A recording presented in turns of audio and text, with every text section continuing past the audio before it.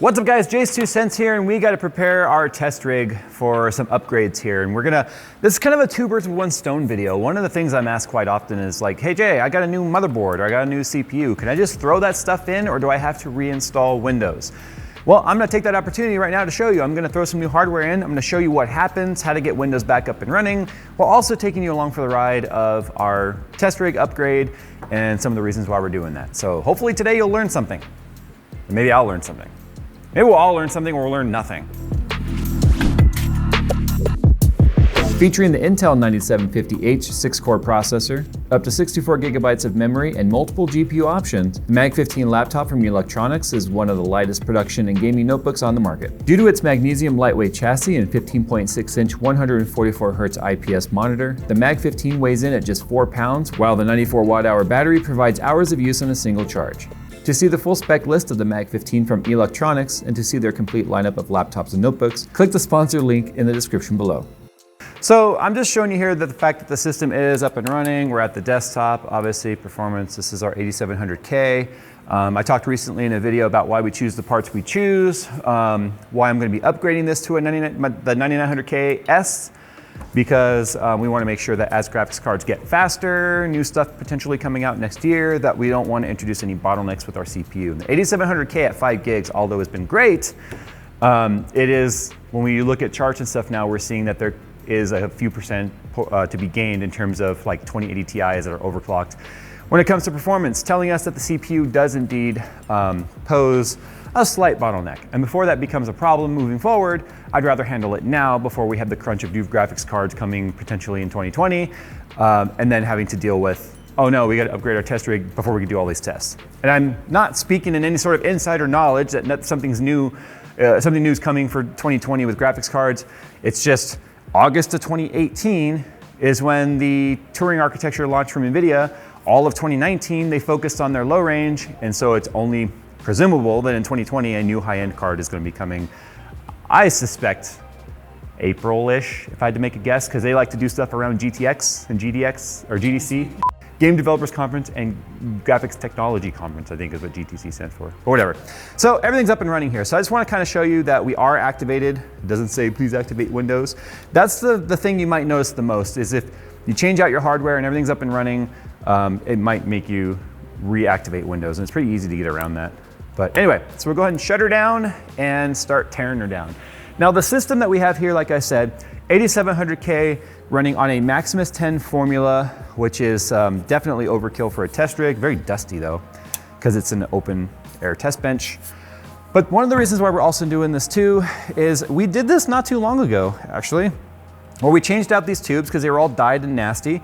And actually when we did this video, when we tested the 5700 XT Liquid Devil from Power Color, this was in its own standalone loop that we dyed purple. We dyed this purple at the same time. Depending on the calibration of your monitor and its color accuracy, you may or may not see that this is a very magenta color, very much more red than purple, because it looks like all of the blue dye sort of collected in this tube right here and stuck together. So if I squeeze it really hard, you can see it moves around in there. Fun fact, we used the Mayhem's blue dye. Or no, I'll take that back. We used the Mayhem's red dye, and we used the Primo Chill blue dye. This is the second time we've had Primo Chill dye do this. So I'm not gonna be using that dye anymore. So anyway, this is one reason why we're doing this. I might change the block out because the block's looking kind of, yeah, the block has seen better days. Look at that. It's not overheating though. This is just more of an aesthetic thing. But anyway, we've had a lot of people ask too, Jay, what test bench is that? That's pretty cool. This is actually the first revision of the Primo Chill wet bench. It's designed for water cooling. That's why I was able to fit a 360 rad back here in the back. They now have a newer version of this, which apparently is a lot more betterer. I don't know, I haven't personally used it, so I can't say if that's true or not. So I've got as much of the red coolant out as I could get just by gravity. So what I'm gonna do now actually is I'm gonna close the loop back off, and I'm gonna, aw man, that's dye. All right, anyway. What I'm gonna do now is I'm going to continue to run the loop through it with another power supply to power the pump, while I continue to fill this with distilled water and then have this valve just barely cracked so some of the water can come out. But we want to Flush as much of the red out as possible. Now, distilled water is great for this. I'll probably be using purified water as well from our water cooler, just because we'll be swapping it back out pretty quickly. But we're gonna fill the loop back up.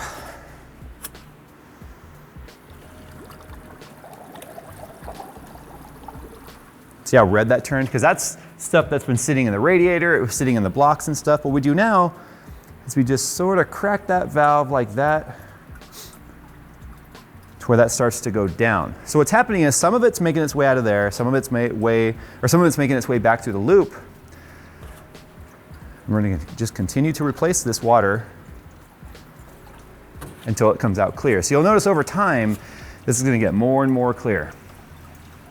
And then keep an eye on your catch can, or catch jug, whatever you want to call it, because there have been times I was just doing this and not paying attention to where it got all the way to the top and then overflowed. Now, a lot of people would be like, well, Jay, you should just do like a full drain like this and then just fill it back up to the top. I found out better results if I just let it slowly kind of split the flow. All right, so now that all the clear fluid is in there, you can get a really good idea of what I was talking about. That's all the blue dye. The blue dye is stuck. And if I was to use like a bottle brush cleaner, it would all break loose and I'd still be able to use this tube, which I'm still gonna have to use this tube right now because, you know, one thing you should always do before you start a project, make sure you have all the materials you need to complete it. And I just realized I don't have any of this size tubing here. I've got plenty of rigid, I've got plenty of PETG, acrylic, metal tubes, but this is a test bench, something we need to be able to pop the CPU block off, because if I wanted to do like testing of the AIO, we pop this off, we stick the AIO on, this just sits to the side. And I can't do that with rigid tubing. So what we're gonna do now is we're just gonna move forward because I can come back and replace these tubes later. I am gonna replace the block though. This block has seen some better days. This is probably the thing I dislike most about this particular test bench is it uses these studs that stick up, which makes placing the motherboard down super easy, so I had to put screws down through the holes. But the problem is motherboards nowadays, a lot of them having these covers and stuff, make it very difficult to get these little aluminum nuts on there. And so this one's only being held down in a couple of locations, which is why it had 2 nuts on there because I didn't want to lose them. But the more, like, see that one down in there, it's like, I just gotta like, thank God it's knurled, because if it wasn't, I wouldn't be able to turn this like this. So the Z390 Dark motherboard from EVGA is what we are using for this test rig. I really like the simplicity of EVGA's BIOS. I'm really comfortable with it. I've used it for years. Skunkworks has an EVGA board in it currently. This board's kind of unique because it was designed by Kingpin. It comes with its own little like test bed. You use those big long brass standoffs right there, these guys, and then you can place a motherboard on it, and then it gives you a pinout like layout of the motherboard too.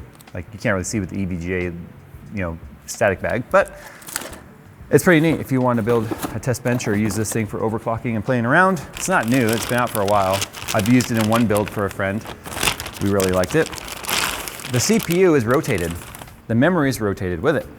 Because the idea here is that it's got the power and the 24 pin much closer together, making for a cleaner power delivery.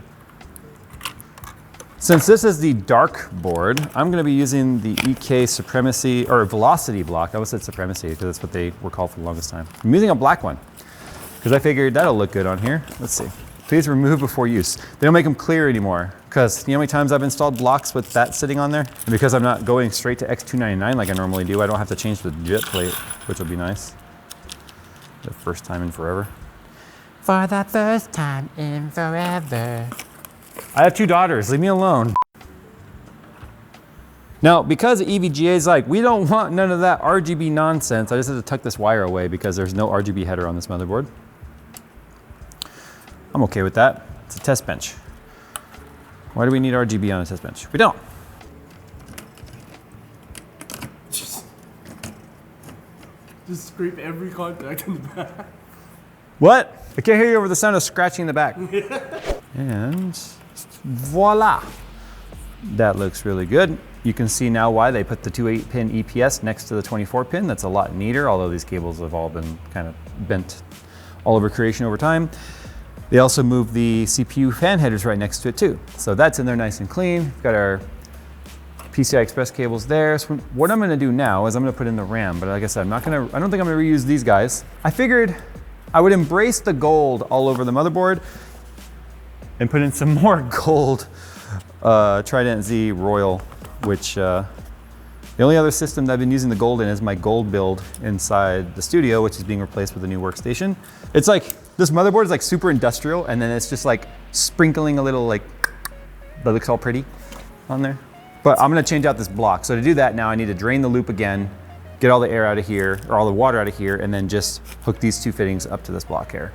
Once we do that, then I can show you what happens when you boot up an operating system that's on a drive that had previous hardware connected to it, and how Windows handles that. So before we boot everything up, we need to go into the BIOS and make sure that our drive with our operating system is set to our main boot drive. So power on, and yeah, I cut myself. You believe that? I cut myself right at the end. It's always the knuckle. It's gonna take a little longer on its first post because it's training the memory, it's kind of identifying all the hardware, and there we go. Did you hear that beep? One of the best things about EVGA motherboards is they have a speaker on the motherboard, so you actually get beeps. There it is right there. See it soldered underneath the very bottom PCI Express slot? EVGA is like, we love the BIOS beeps, because you don't have to look at it and be like, okay, what code are we on? Nope, you just hear the beep. You know that you've made it past post. Or in my X299 system, like Skunkworks, it beeps also on every USB device initialization, and I've got a lot of USB stuff, so it goes beep, beep, beep, beep, beep, beep, beep, beep, beep, beep, beep, beep, beep, beep, beep, beep. Anyway, CPU and memory have changed. You want to enter setup? Yes. So I'm just going to enter the setup, running at 28C, so we know our pump and everything's working. Multiplier control, we're going to do manual. Everything's set to 50 already. That's because it is a KS, so everything is already set to all core 50. The only thing I usually do with my CPUs is I go 0 on the ratio, AVX ratio offset. That's just an Intel thing, because AVX instructions are Intel. We are going to do voltage control, leave all that automatic. I'll go to my memory and I'll switch that to XMP profile. SATA configuration. We want to see if both our drives show up. Unfortunately, only one of them are. So I think I might have accidentally unplugged the SATA cable. So there's our SATA drive, our SX900, pretty old, 256 gigs as you can see. It's just a test bench. I have all of my games on an actual spinning drive that we do our testing with. The way I did it is, and I've had to do this in the past before, is unplug the hard drive. And a lot of people recommend unplugging the drives you don't want Windows installed on anyway if you're going to do an installation. And then I moved the SATA port for the SSD.